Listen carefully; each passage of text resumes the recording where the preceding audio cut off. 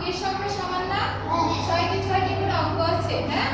এখন এই দুইটা সংখ্যাকে আমরা যদি তুলনা করতে চাই যে কোনটা বড় কোনটা ছোট, তাহলে আমাদেরকে কি করতে হবে? দেখো, আমরা স্থানীয় মান হিসেব করব। কি করব? স্থানীয় মান হিসেব করব। এখানে দেখো এই প্রথম সংখ্যার জন্য একক, দশক, শতক, হাজার, অযুত, লক্ষ। কত লক্ষ বলো? 7 লক্ষ, ঠিক আছে? আবার একক, দশক, শতক, হাজার, অযুত, লক্ষ কয় লক্ষ? 7 লক্ষ। আচ্ছা, গেল এটা। তাহলে আমাদের এই দুইটা হচ্ছে 7 লক্ষ। তাহলে আমরা বুঝতে পারছি না যে এটা বড় নাকি এটা বড়, ঠিক আছে? আচ্ছা, এরপরে আবার দেখো এখানে অযুতে কত আছে? 6।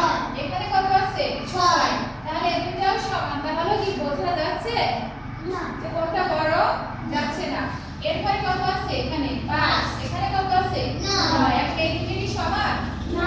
তাহলে এখানে বড় কোনটা বলো? 9। যেহেতু আমরা এইটা বড় পেয়েছি, এখানে 9 হচ্ছে বড়, সেজন্য আমরা বলতে পারি এই সংখ্যাটা হচ্ছে বড় সংখ্যা এটার চেয়ে, ঠিক আছে?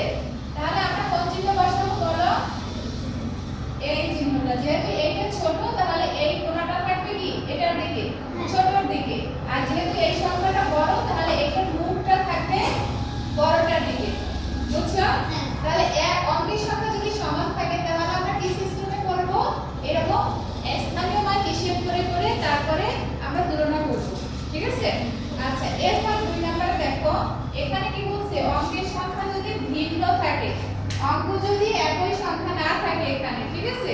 যেমন এখানে দেখো কয়টা অঙ্ক আছে? 1 2 3 4 5। এখানে কয়টা আছে? 5টি। আর এখানে কয়টা আছে? 1 2 3 4 5 6। ঠিক আছে? তাহলে অঙ্কের সংখ্যা কি সমান? এই দুইটা সংখ্যা থেকে অঙ্ক একই?